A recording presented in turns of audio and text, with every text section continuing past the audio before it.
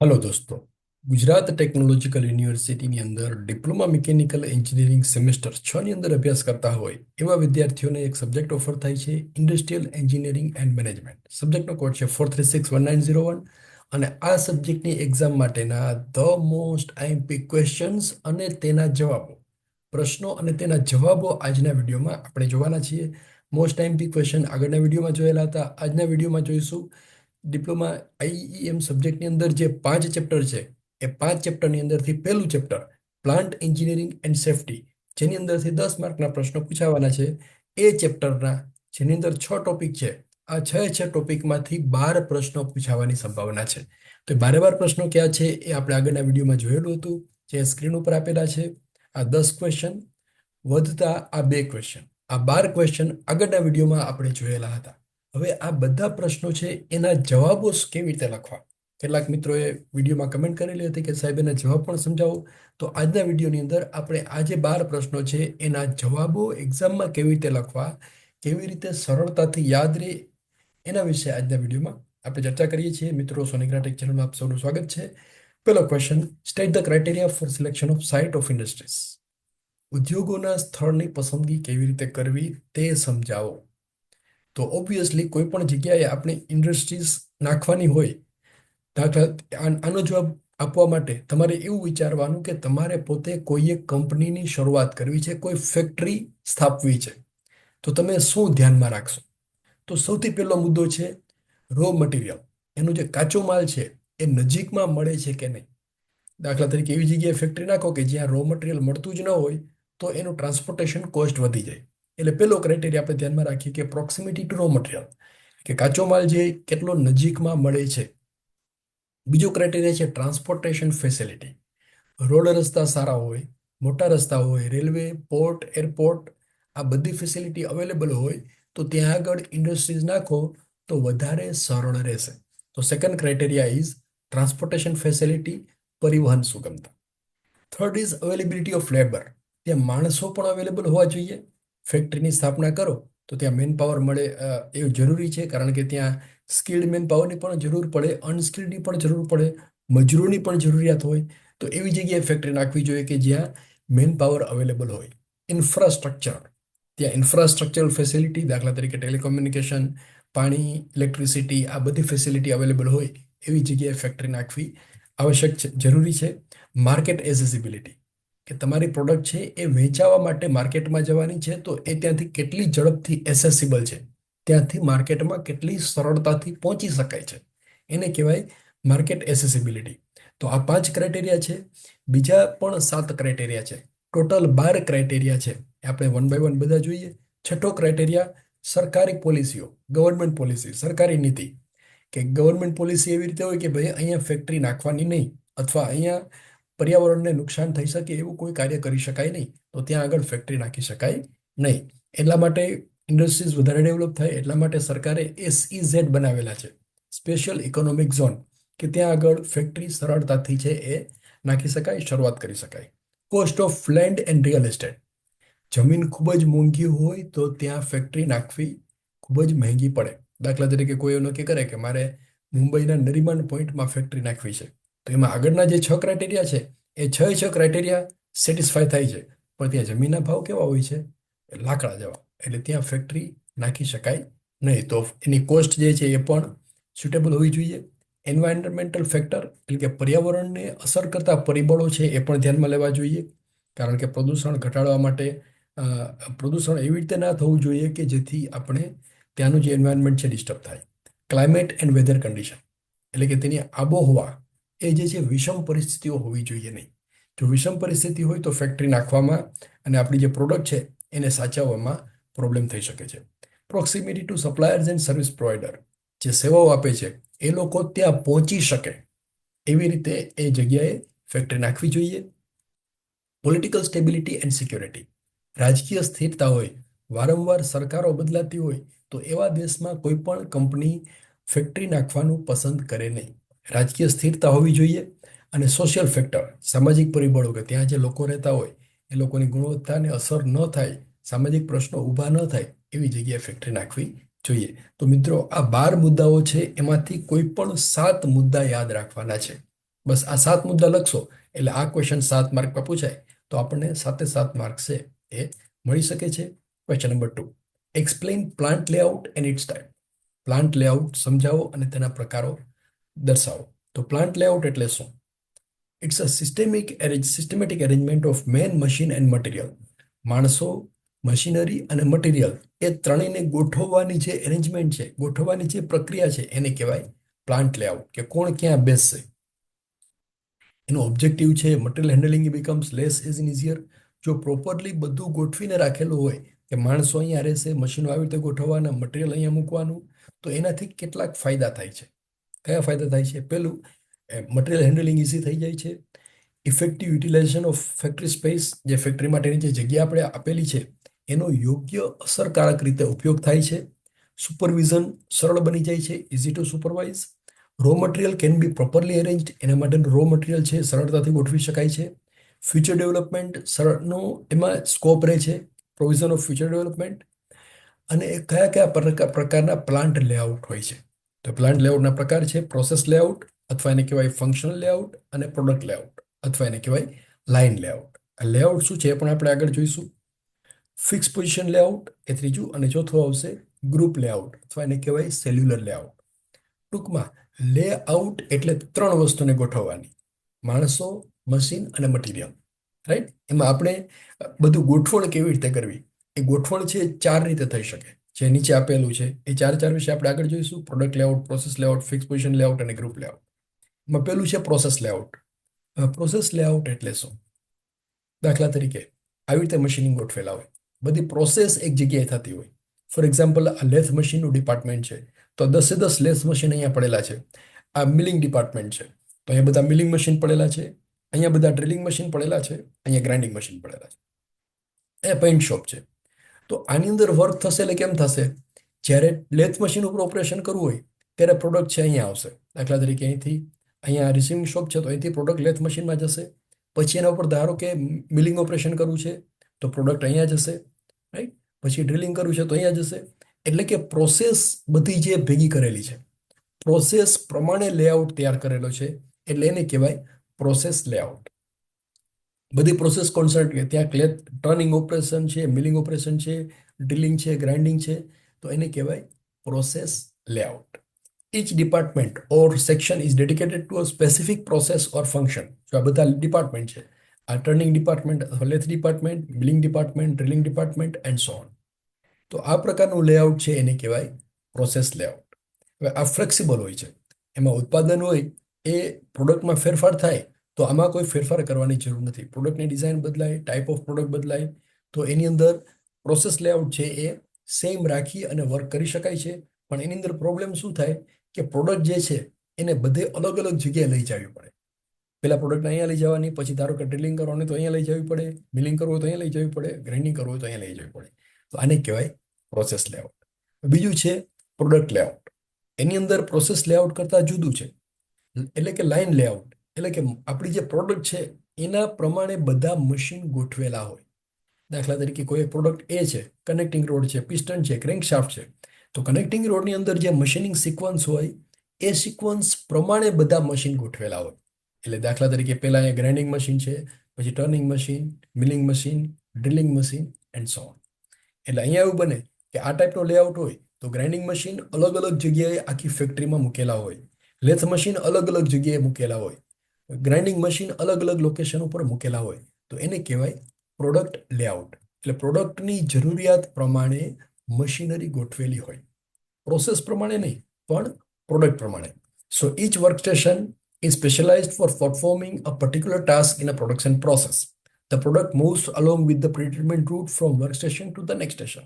એટલે કે અહીંયા પ્રોડક્ટ જે છે એ એના સિક્વન્સની અંદર આગળ વધતી રહે છે. તો this is used four mass production. જ્યારે ખૂબ જ મોટા જથ્થામાં માસમાં પ્રોડક્શન થતું હોય ત્યારે પ્રોડક્ટ લેઆઉટ અથવા લાઇન લેઆઉટનો ઉપયોગ થાય છે, અને પ્રોડક્ટ વારંવાર બદલાતી હોય ત્યારે પ્રોસેસ લેઆઉટનો ઉપયોગ થાય છે. નાવ ફિક્સ પોઝિશન લેઆઉટ. દાખલા તરીકે પ્લેન મેન્યુફેક્ચરિંગ, તો પ્લેન એવી કોઈ મોટી વસ્તુનું બનાવવાની હોય, શિપ બિલ્ડિંગ કરવાનું હોય, તો ત્યાં શું કરવું પડે? ત્યાં પ્રોડક્ટ મૂવ ન થાય, પ્રોડક્ટ એક જ જગ્યાએ રહે અને અલગ અલગ ડિપાર્ટમેન્ટમાંથી મેન્યુફેક્ચરિંગ થઈ અને બધા કમ્પોનન્ટ ત્યાં ભેગા થાય અને એને એસેમ્બલ કરવામાં આવે. તો એને કહેવાય ફિક્સ પોઝિશન લેઆઉટ. એટલે કે પ્રોડક્ટની પોઝિશન ફિક્સ રહે છે અને ત્યાં આગળ કન્સ્ટ્રક્શન, ત્યાં આગળ એને બનાવવામાં આવે છે. દાખલા તરીકે construction, ship building, aircraft manufacturing, કે જ્યાં આગળ પ્રોડક્ટની સાઇઝ ખૂબ જ મોટી હોય છે ત્યાં આગળ ફિક્સ પોઝિશન લેઆઉટ છે એનો ઉપયોગ કરવામાં આવે છે. It requires careful coordination of resources and logistics to ensure efficient production.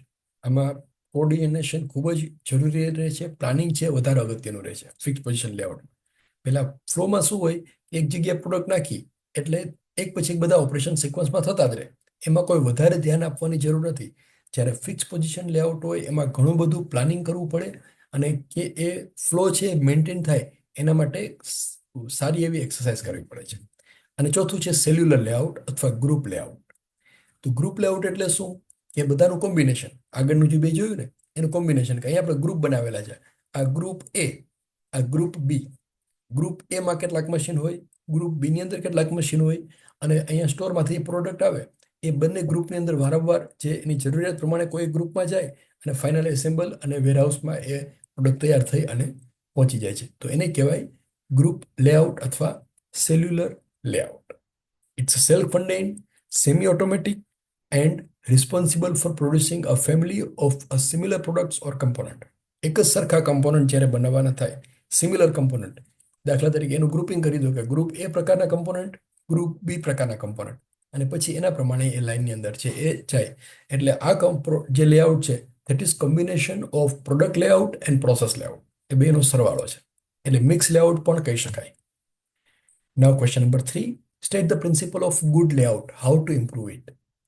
સારા લેઆઉટના સિદ્ધાંત જણાવો અને તેમાં સુધારો કેવી રીતે કરવો એ લખો. તો પ્રિન્સિપલ ઓફ ગુડ લેઆઉટ એમાં ઓબ્વિયસલી મટીરિયલ હેન્ડલિંગ ઓછામાં ઓછું થવું જોઈએ. એફિશિયન્ટ સ્પેસ યુટિલાઇઝેશન, જગ્યાનો કાર્યક્ષમ ઉપયોગ થવો જોઈએ. સુગમતા અને અનુકૂળતા, એમાં ફેરફાર કરવાની ક્ષમતા હોવી જોઈએ, ઝડપથી ફ્લેક્સિબલ હોવું જોઈએ. સેફ અને એર્ગોનોમિક્સ, સલામત હોવું જોઈએ અને એર્ગોનોમિક ડિઝાઇન હોવી જોઈએ. વર્ક ફ્લો ઓપ્ટિમાઇઝેશન થવું જોઈએ. એક્સેસિબિલિટી એન્ડ વિઝિબિલિટી, વ્યવસ્થિત દેખાય ત્યાં પહોંચી શકાય એવું હોવું જોઈએ. સ્ટાન્ડર્ડાઇઝેશન એન્ડ કન્સિસ્ટન્સી, એની અંદર સ્ટાન્ડર્ડાઇઝેશન હોવું જોઈએ, સુસંગતતા હોવી જોઈએ. Integration of support services, support સેવાઓ છે એ એની અંદર સંકળાયેલી હોવી જોઈએ. So this 8 are the principles of good layout. સારો લેઆઉટ છે એની અંદર આ મુદ્દાઓ હોવા જોઈએ. 7 માર્કમાં પૂછાય તો આમાંથી કોઈ પણ 7 મુદ્દાઓ છે એ આપણે લખવાના રહેશે. મિત્રો 3 ક્વેશ્ચન થયા છે, જેની અંદર બીજો ભાગ બાકી છે. ત્રીજા ક્વેશ્ચનની અંદર લેઆઉટ સુધારવું કેવી રીતે, તો સુધારવા માટે પહેલો ઓપ્શન છે કન્ડક્ટ લેઆઉટ એનાલિસિસ. આખું લેઆઉટ ડ્રો કરો, કામ કરતા લોકો પાસેથી ઇનપુટ મેળવો. લીન પ્રિન્સિપલનો ઉપયોગ કરો. યુટિલાઇઝેશન સિમ્યુલેશન સોફ્ટવેર, એના માટેના સોફ્ટવેર પણ આવે છે કે જેથી તમે ટ્રાન્સપોર્ટેશન કોસ્ટ છે ઘટાડી શકો, ઇન્ટરનલ મુવમેન્ટ ઘટાડી શકો. પ્રાયોરિટાઇઝ કન્ટિન્યુઅસ ઇમ્પ્રુવમેન્ટ, અને આ બધા ઇમ્પ્લિમેન્ટ જે 5 પગલાઓ આપેલા છે એ ઇમ્પ્લિમેન્ટ કરી અને તેનું ઉત્પાદન છે વધારી શકાય છે, લેઆઉટ વધારે સારો બનાવી શકાય છે, એની મૂવમેન્ટ છે એ ઘટાડી શકાય છે. નાવ 4th ક્વેશ્ચન. મિત્રો 3 ક્વેશ્ચન કરેલા છે, આવા 12 ક્વેશ્ચન કરવાના છે. 25% કામ પૂરું થયેલું છે. તો આ કદાચ તમને બોરિંગ લાગતું હશે, પણ એક્ઝામની અંદર આ પૂછાવાની પૂરેપૂરી સંભાવના છે, એટલે આપણે જોવું પડશે. Explain the principal of material handling equipment. Material સાધનોને ખસેડવા માટેનો સિદ્ધાંત સમજાવો. તો એમાં શું આવે, તમે નોર્મલી વિચાર કરો તો એક તો એનું ટ્રાન્સપોર્ટેશન આવે. મટીરિયલ હેન્ડલિંગ એટલે કાચા માલને લઈ જવો, બહારથી રો મટીરિયલને ઇન્ડસ્ટ્રીઝમાં લઈ જવું, ત્યાંથી પ્રોડક્શન વિભાગમાં લઈ જવું અને ત્યાંથી બનાવી અને પ્રોડક્ટને ફરી પાછું માર્કેટમાં લઈ જાઓ. આ બધી પ્રોસેસ છે એને કહેવાય material handling. Right from procurement of raw material to processing to selling in the market. આ બધાનો સરવાળો એટલે કે મટીરિયલ હેન્ડલિંગ ઇક્વિપમેન્ટ. અને એમએચઈ એટલે કે મટીરિયલ હેન્ડલિંગ ઇક્વિપમેન્ટ છે એનો ઉપયોગ ખસેડવા માટે, સ્ટોર કરવા માટે અને કંટ્રોલ કરવા માટે થાય છે.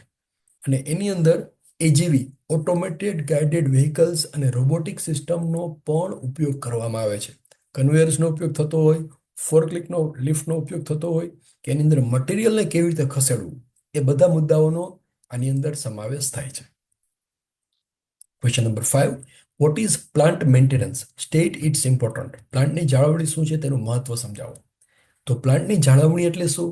કે પ્લાન્ટની અંદર જેટલા પણ મશીન છે, જેટલા સાધનો છે અથવા ઇન્ફ્રાસ્ટ્રક્ચર છે, એ બધાનું સમયાંતરે સમારકામ કરવું પડે.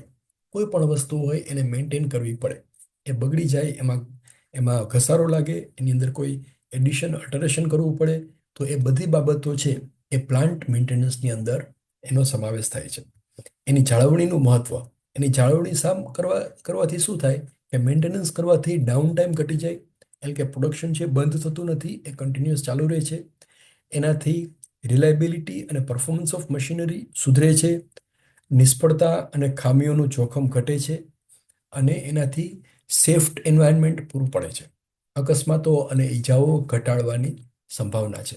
તો આ 4 મુદ્દાઓ છે. બીજા કેટલાક મુદ્દાઓ છે જ્યાં લખેલા છે કે રેટ ઓફ ઇન્ટરેસ્ટ વધારે સારું મળે છે, કાર્યક્ષમતા વધારે સુધારી શકાય છે, ઉદ્યોગોની જરૂરિયાત પૂરી કરી શકાય છે, ગ્રાહકોનો સંતોષ વધે છે, ગુણવત્તા અને એકંદર ઓપરેશનલ કાર્યક્ષમતામાં સુધારો થાય છે. તો મિત્રો, આ 9 મુદ્દામાંથી કોઈ પણ 3 કે 4 મુદ્દાઓ છે આપણે યાદ રાખવાના છે. એટલે આ 5મો ક્વેશ્ચન છે કે જે 7 માર્કમાં પૂછાવાની સંભાવના છે, એનો આન્સર છે એ આપણે પરફેક્ટલી લખી શકીશું. ક્વેશ્ચન નંબર 6, પ્લાન્ટની જાળવણીના પ્રકારો. How to maintain plant, explain the types of plant maintenance. તો પ્લાન્ટ મેન્ટેનન્સના પ્રકારો છે, એમાં પહેલું છે પ્રિવેન્ટિવ મેન્ટેનન્સ, કે મેન્ટેનન્સ કેવી રીતે થઈ શકે છે. પહેલું છે પ્રિવેન્ટિવ, બીજું છે કરેક્ટિવ મેન્ટેનન્સ અથવા બ્રેકડાઉન મેન્ટેનન્સ, શેડ્યુલ મેન્ટેનન્સ અથવા પ્રિડિક્ટિવ મેન્ટેનન્સ, અને TPM, ટોટલ પ્રોડક્ટ મેન્ટેનન્સ. તો મિત્રો, જાળવણીના 4 પ્રકારો છે. આ 4માંથી કોઈ એક પૂછાવાની પૂરેપૂરી સંભાવના છે. એવું પૂછાય કે પ્લાન્ટ મેન્ટેનન્સના પ્રકારો લખો, તો આ 4 લખવાના. અને એના વિશે પૂછાય તો આપણે લખીએ વન બાય વન. પેલું લખીએ પ્રિવેન્ટિવ મેન્ટેનન્સ એટલે શું? તો કોઈ પણ ફેલિયર આવે એની પહેલા જે કરવામાં આવે એને કહેવાય પ્રિવેન્ટિવ મેન્ટેનન્સ. એટલે કે મશીન બંધ થાય એના માટે વેઇટ કરવાની નથી.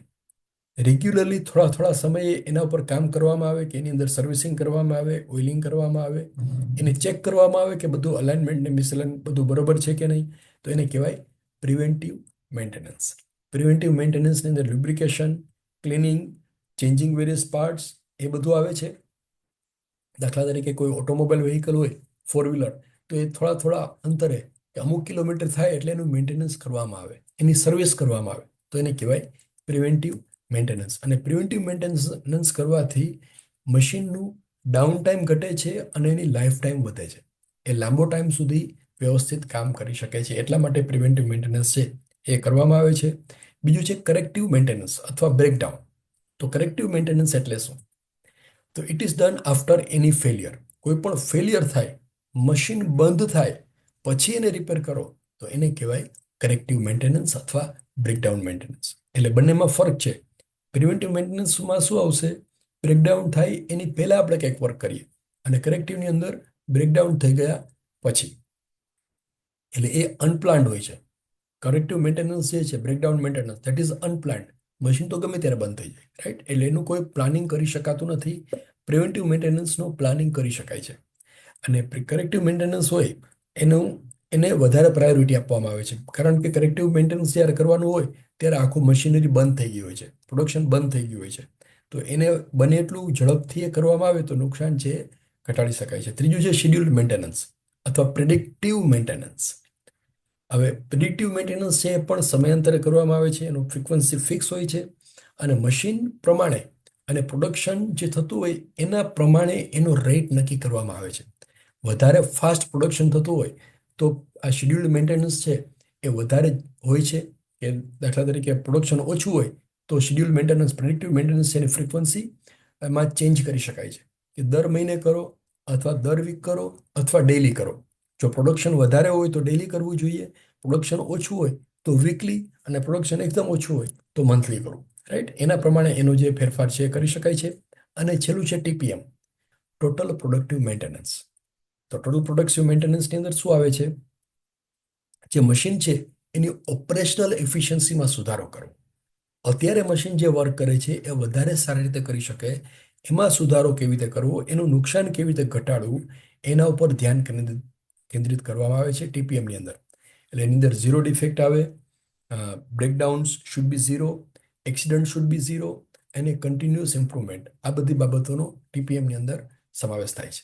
તો મિત્રો આ ચારમાંથી એક ક્વેશ્ચન પૂછાવાની પૂરેપૂરી સંભાવના છે. Now question number 7. State the importance of plant safety. પ્લાન્ટમાં સલામતીનું મહત્વ સમજાવો.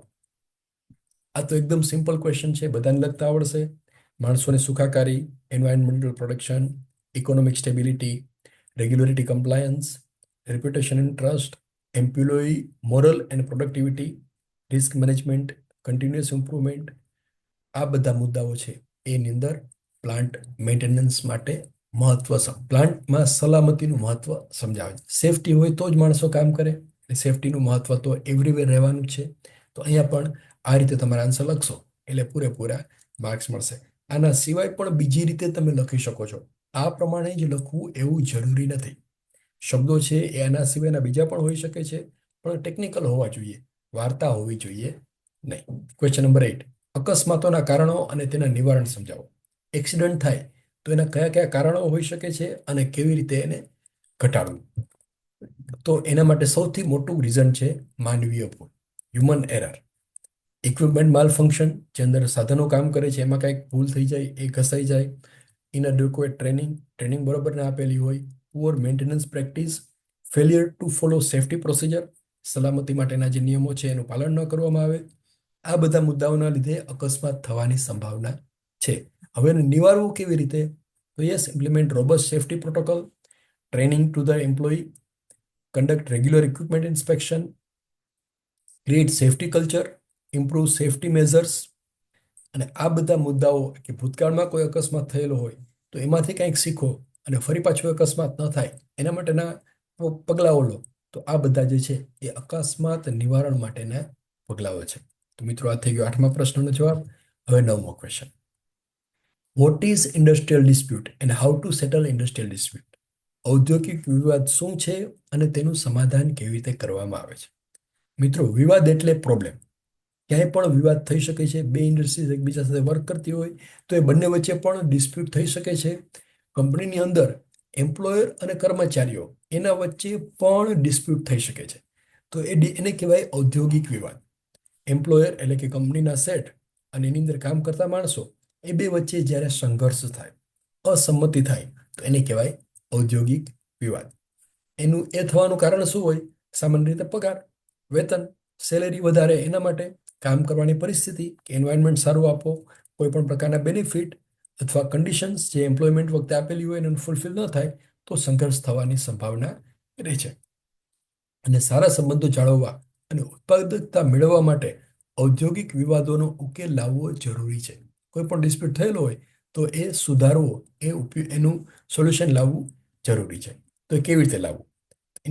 ઇન્ડસ્ટ્રીઝ ડિસ્પ્યુટ સેટલમેન્ટ કેવી રીતે કરવું? તો એમાં પહેલો ઓપ્શન છે નેગોશિએશન, એટલે વાટાઘાટો કરે. જે બે વ્યક્તિ વિશે વિવાદ થયેલો છે, બે વ્યક્તિ વચ્ચે વિવાદ થયેલો છે, એ બંનેને ભેગા કરો અને મેનેજમેન્ટ, કોઈ લેબર અને મેનેજમેન્ટના પ્રતિનિધિઓ ત્યાં હાજર હોય અને એનો વચ્ચેનો રસ્તો કાઢવા માટેનો પ્રયાસ કરે. બીજું છે મધ્યસ્થી, એટલે કોઈ ત્રીજી પાર્ટી ત્યાં મધ્યસ્થી બને કે ભાઈ આ તટસ્થ પાર્ટી છે, એ કે એમ આપણે કરવાનું, અને એ જે ડિસિઝન આપે બે વચ્ચે સ્વીકાર્ય હોય. ત્રીજો ઓપ્શન છે કોન્સિલિએશન, એટલે કે સમાધાન, કે બે ભેગા થઈ અને કોઈ સમાધાન કરે, ત્રીજી પક્ષ વચ્ચે લાવે અને બંને વચ્ચે જે કાંઈ પ્રોબ્લેમ થયો હોય એનું સોલ્યુશન લાવે. અને વાટાઘાટો નિષ્ફળ જાય તો સમાધાન કરતા છે એનું જે ડિસિઝન આપે એ બંને વચ્ચે માન્ય રહેવું જોઈએ. ચોથું છે આર્બિટ્રેશન. આર્બિટ્રેશન એટલે જો સમાધાન અને વાટાઘાટો બે નિષ્ફળ જાય તો નિષ્પક્ષ મધ્યસ્થી હોય, નિષ્પક્ષ એટલે કોઈ ન્યુટ્રલ પર્સન હોય, આર્બિટ્રેટર હોય, એ બંને વચ્ચે સંભાળે, બેને સાંભળે અને એનું સોલ્યુશન આપે. છેલ્લો મુદ્દો છે મુકદ્દમા, લિટિગેશન, કોર્ટમાં જાઓ. આ કોર્ટમાં જવાથી પ્રોસેસ ખૂબ જ લાંબી થાય, પણ એ છેલ્લામાં છેલ્લો ઓપ્શન છે. પહેલા 4 ઓપ્શન જે છે એના પ્રમાણે સોલ્યુશન ન મળે તો જ કોર્ટમાં જવું પડે, અને કોર્ટમાં જાવ એટલે ખર્ચો થાય, પ્રોસેસ ખૂબ જ લાંબી થાય, એની અંદર સોલ્યુશન મળવાની સંભાવના ખૂબ જ અઘરી છે. અને છઠ્ઠો ઓપ્શન છે જેસીસી, જોઈન્ટ કન્સલ્ટેટિવ કમિટીઝ, એટલે કે જે કંપની હોય એની અંદર જ જેસીસીનું નિર્માણ કરવામાં આવે. જેસીસીની અંદર મેનેજમેન્ટના માણસો પણ હોય, કર્મચારીઓ પણ હોય, અને બધા ભેગા થઈ અને ફરિયાદો દૂર કરવા માટેનો પ્રયાસ કરે, તો એને કહેવાય જેસીસી. પછી CBA, કલેક્ટિવ બાર્ગેનિંગ એગ્રીમેન્ટ્સ, એટલે બંને પક્ષો દ્વારા સંમત થાય એવી રીતે લેખિત સ્વરૂપે બધા મુદ્દાઓ લખેલા હોય. રિટર્નમાં હોય તો મુદ્દાઓમાં જે ડિસ્પ્યુટ થવાના ચાન્સીસ ઓછા છે. તો CBA કરવાથી, એટલે કે કરારો કરવાથી, એગ્રીમેન્ટ કરવાથી આ બધા મુદ્દાઓ છે એને, વિવાદો છે એને અટકાવી શકાય છે.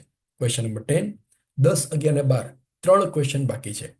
What is collective bargaining? Collective bargaining એટલે શું? તો collective bargaining is a return contract between employers and employees. એક એગ્રીમેન્ટ છે, કલેક્ટિવ બાર્ગેનિંગ એગ્રીમેન્ટ. બંને વચ્ચે લેખિતમાં લખેલું હોય છે કે ભાઈ તમારે આટલું કામ કરવાનું, આટલો પગાર તમને આપવામાં આવશે, આટલા બેનિફિટ્સ આપવામાં આવશે અને આ પ્રકારની જવાબદારીઓ તમારે નિભાવવાની છે. તો એને કહેવાય CBA. એમાં ઓવરટાઈમ, રજા માટેની પોલિસી, પ્રમોશન માટેના માપદંડો, ડિસિપ્લિન અને અધર રૂલ્સ એન્ડ રેગ્યુલેશન્સ એ બધું જ લખેલું હોય છે. અને CBA આ જે એગ્રીમેન્ટ કરેલો છે એમાં લખેલું હોય એના પ્રમાણે કોઈ પણ પાર્ટી કામ ન કરે તો કાનૂની કાર્યવાહી પણ થઈ શકે છે. અને આમ એગ્રીમેન્ટ કરવાથી શું થાય કે બંને વચ્ચેનો વિવાદ છે એને રોકી શકાય છે અને એમ્પ્લોયી છે એને પ્રોપર બેનિફિટ સમયાંતરે મળતા રહે છે. એગ્રીમેન્ટમાં લખેલું હોય કે 1 વર્ષ થાય એટલે તમને 5% પ્રમોશન આપવું, તો લખેલું હોય તો એને પ્રમોશન આપવું જ પડે છે, સેલેરીમાં રાઇઝ આપવો જ પડે છે. That is the benefit of CBA. 11મો question, what is ADR? Explain ADR, અથવા એવી રીતે કે explain conciliation, mediation, arbitration. Alternative dispute resolution એટલે શું? એટલે કે કોઈ પણ વિવાદ હોય એને કોર્ટમાં ગયા વગર હલ કરવો, એને સોલ્વ કરવો, એને કહેવાય ADR. જનરલી શું થતું હોય કે છેલ્લામાં છેલ્લો ઓપ્શન છે કે કોર્ટમાં જાઓ. કોર્ટમાં જાવ એટલે એને બહુ લાંબી પ્રોસેસ થાય. એમાં ગયા વગર કેવી રીતે સોલ્વ કરવું એની અલગ અલગ ટેકનિક છે. That is called as ADR. ADRમાં 4 technique છે, જેમણે આપણે આગળ પણ જોઈ હતી. મધ્યસ્થી, સમાધાન, વાટાઘાટો અને વ્યવહાર. ડિટેલમાં આપણે આગળ જોયેલું છે કે આ ચારે ચારનો મિનિંગ શું થાય. ADRનો ફાયદો એ છે કે એની અંદર ખર્ચો ઓછો થાય છે, ખૂબ જ ઝડપથી સોલ્યુશન આવે છે. જો ADRમાં ન જઈએ, કોર્ટમાં જઈએ તો એ લાંબો ટાઈમ સુધી પ્રોસેસ ચાલુ રહે છે, ખર્ચ વધારે થાય છે અને સ્ટ્રેસ વધતો જાય છે. જ્યારે આની અંદર ડિસ્પ્યુટ છે ઝડપથી સોલ્વ કરી શકાય છે. અને ADRનો ઉપયોગ કાર્યસ્થળના વિવાદો, કૌટુંબિક કાયદાના મુકદ્દમાઓ, મુદ્દાઓ, વ્યાપારી કરારો અને બીજા કેટલાક ડિસ્પ્યુટની અંદર થઈ શકે છે. So that is called as ADR. અને છેલ્લો ક્વેશ્ચન, ફેક્ટરી એક્ટ. ભારતીય ફેક્ટરી એક્ટ 1948માં આરોગ્ય, કલ્યાણ અને સલામતીની જોગવાઈ સમજાવો. આ પણ પૂછાવાની પૂરેપૂરી સંભાવના છે. તો ઇન્ડિયન ફેક્ટરી એક્ટ 1948 પ્રમાણે પહેલું હેલ્થ મેઝર, આરોગ્યના પગલાઓ. એટલે કે સેક્શન 11 અનુસાર કામદારો જે કાર્યસ્થળે કામ કરતા હોય ત્યાં આગળ વેન્ટિલેશન હોવું જોઈએ, ટેમ્પરેચર કંટ્રોલમાં હોવું જોઈએ. બરાબર. બીજું છે કલમ 12, એના પ્રમાણે ભીડ ન થાય અને કામદારો આરામથી ફરી શકે તેના માટે પૂરતી જગ્યા હોવી જોઈએ. ફેક્ટરી એક્ટ છે ખૂબ જ અઘરો છે, એનું પાલન કરવું પણ મુશ્કેલ છે. આ બધી એની કલમ છે. સેક્શન કદાચ યાદ ન રહે તો કાંઈ વાંધો નહીં, પણ મુદ્દાઓ તમે યાદ રાખી શકો છો કે આ બધા ફેક્ટરી એક્ટ પ્રમાણે આટલી વસ્તુઓ ફેક્ટરીની અંદર હોવી જોઈએ. બીજું છે સેફટી મેઝર, એને સલામતી મળવી જોઈએ કે મશીનરી એવી રીતે ફિક્સ કરેલી હોય કે જેથી કરીને એનાથી કોઈ એમ્પ્લોયીને અકસ્માત ન થાય, કોઈ ઈજાઓ ન પહોંચે. સેક્શન 14 પ્રમાણે આગને રોકવા માટેના પગલાં, એમાં અગ્નિશામક યંત્રો હોવા જોઈએ, ફાયર સેફ્ટીના ડિવાઇસીસ હોવા જોઈએ અને બધા એમ્પ્લોયીને એના માટેની ટ્રેનિંગ આપેલી હોવી જોઈએ.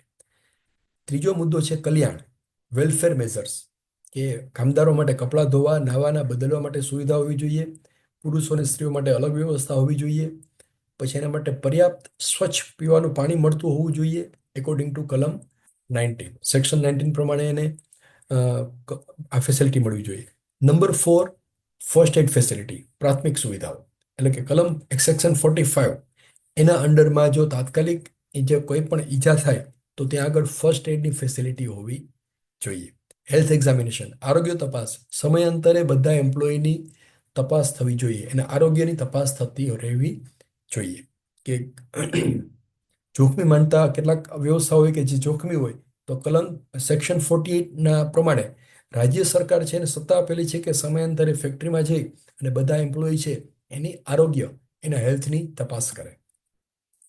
સેફ્ટી ઓફિસર્સ, એટલે કે સેક્શન 40B અનુસાર ચોક્કસ સંખ્યામાં જો કામદારો હોય તો ત્યાં એક સેફટી ઓફિસરની નિમણૂક પણ કરેલી હોવી જોઈએ.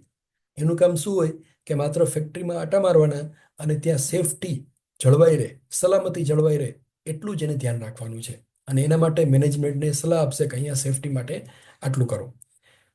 રિપોર્ટિંગ ઓફ એક્સિડન્ટ, અકસ્માત થાય તો તાત્કાલિક એ ફેક્ટરીના ઇન્સ્પેક્ટર હોય એણે જાણ કરવાની, ફેક્ટરી ઇન્સ્પેક્ટરનું જે એપોઇન્ટમેન્ટ કરેલી હોય એને જાણ કરવાની કે અકસ્માત થઈ છે અને તાત્કાલિક એને માટે હોસ્પિટલાઇઝેશન કરવાનું અને એના માટેનું સ્ટેપ્સ લેવાના. અને પેનલ્ટીઝ, જો આ પ્રમાણે ફેક્ટરી એક્ટનું પાલન ન કરવામાં આવે તો એ જે ફેક્ટરીના ઓનર હોય અથવા જે જવાબદાર વ્યક્તિ હોય એને દંડ પણ થઈ શકે છે, સજા પણ થઈ શકે છે અથવા બંને પણ થઈ શકે છે. એટલે ફેક્ટરી એક્ટ છે ખૂબ જ મુશ્કેલ એક્ટ છે અને એનું પાલન ફેક્ટરીમાં થવું એ અતિ આવશ્યક છે. તો મિત્રો, આટલા મુદ્દાઓ છે એ તમે તૈયાર કરશો એટલે આ માત્ર પહેલું ચેપ્ટર છે. આવા 5 ચેપ્ટર છે. તો પાંચે 5 ચેપ્ટર છે એ તમારે તૈયાર કરવાના રહેશે અને એ